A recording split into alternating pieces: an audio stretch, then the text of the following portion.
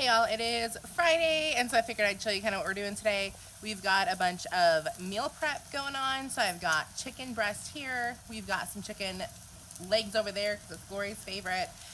We have some more chicken breast there that's finishing up, and then I have the veggies already cooked and ready to head back up. So that's how we're starting our Friday. And then one thing that I love is anytime I get hot when we're grilling, I can literally just hop in the water. Is that chicken good? Yeah, the skin isn't. Oh. And having this little wagon, which I will link below or wherever you're watching this, is such a huge lifesaver when it comes to coming down here to the meal prep and then heading back home. And then once we got back home, because I did not wake up as early as I wanted to this morning, so I did not get my devotions done, I went ahead and sat down and did my devotions while Glory was doing her responsibilities, loading the dishwasher, and sweeping the floors. Hello, ladies. Good morning, sunshine. The chicken on the bone, you have to try. It's delicious. What? I made chicken on the bone and she thinks it's delicious. Okay, next up is putting all of our meals together. Typically, I like to do this in the morning. Again, today is not typical. So Rhett is going into work about 2 hours earlier than normal. He works third shift, which is why you just heard him get out of bed. So lunches today, I am having a salad. Glory and Brett are both having some chicken wraps. He's gonna have his like popcorn chip things with them, and she's gonna have some cottage cheese and nut thins. And then for our dinners, I am packing him a salad. I am packing myself a burrito bowl, and Glory is packed some chicken on the bone and some veggie puffs. And then for our snacks, Brett has all of his stuff ready in the fridge already. I am prepping myself a cucumber with some Laughing Cow cheese and then also a coffee. And Glory is getting prepped some peppers with some Laughing Cow cheese. We put bagel seasoning on everything, so there's bagel seasoning on there. And then she's also got a cheese stick, and she has a little fruit bowl of pears as well. Okay, so we're back down at the pool. The protein and the veggies are all prepped for the week. I am working on my first bottle of water. I'm doing really bad with water. I'm sitting down here. I've got my coffee, and we'll probably be down here for the next 7 or 8 hours, alternating between playing. She'll be getting her schoolwork done, and then I will be sitting here and doing a little bit of work. So it has been a little bit of a rough school day so far. We just had a couple pages that were really, really hard for her. I did not have near as much patience as normal, and I'm just trying to be as real as possible with y'all because I know that's something that a lot of like Instagram influencers aren't. So I try to always be real and raw. So something that we love to do when it gets hard is take lots and lots of swim breaks. I think you can see her, I don't even know, but lots and lots of swim breaks. And then also do subjects in the pool if we can, like read alouds and that kind of stuff. So we're actually going through the Torchlighters book, and we have a lot of stuff that go with it, but part of our Bible is reading out of this book. So I'm actually going to read this to her while she is over here. Hey, Glory, let's do our book. So she'll be over here and she'll kind of swim around and be able to be active while she's listening and answering some questions. Do you like doing, are you cold? Yeah, it's not cold out here. But she loves when we get in the pool and read. It just helps her to concentrate a little bit more than normal. And then once the read aloud was over, we still were not quite ready to get back to regular school. So we played the beanbag game a couple of times. We swam for about 30 minutes, and then we had some lunch. So we sat back down, we got all of our school done for the day. During math, I did have a come to Jesus moment because my daughter sat there and did her couple of pages, or it wasn't math, I guess it was test prep, but it happened to be math, going over some math subjects. And she did all of them. I thought she took her time. Every single one of them was wrong, and I was a little irritated. I wasn't sure why she would get everything wrong until I looked and realized it dealt with not only double-digit subtraction, which she knows how to do fine, but it also happened to be where you had to borrow the one.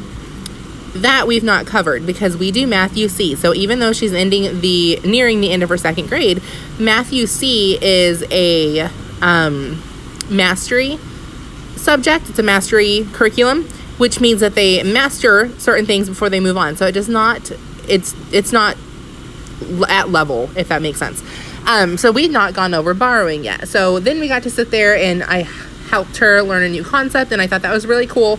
But one thing that I would recommend is making sure that when you're picking your subjects, especially math, I probably would not go with a mastery subject or a mastery curriculum. I would go with a spiral curriculum.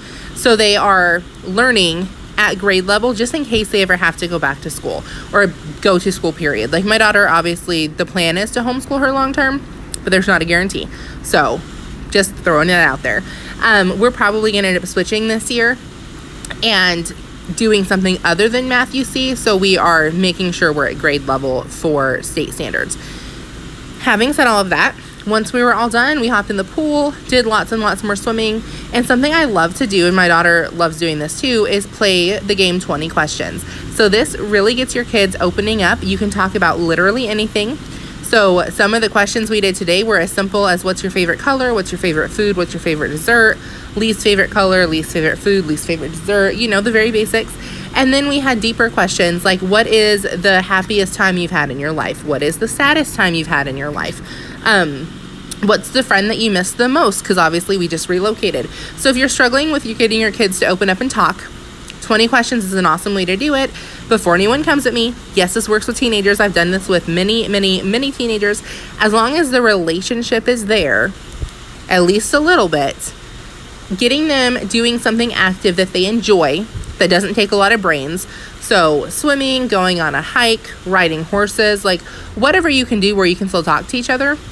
And then starting with something like 20 questions will get them opening up and talking to you because they kind of let their guard down.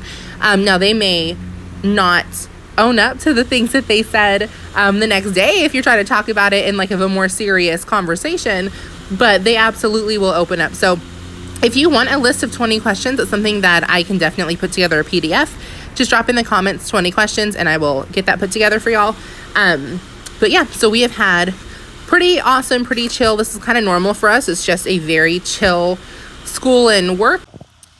So it's about 6:30. Now is the time of night where we kind of just wind down.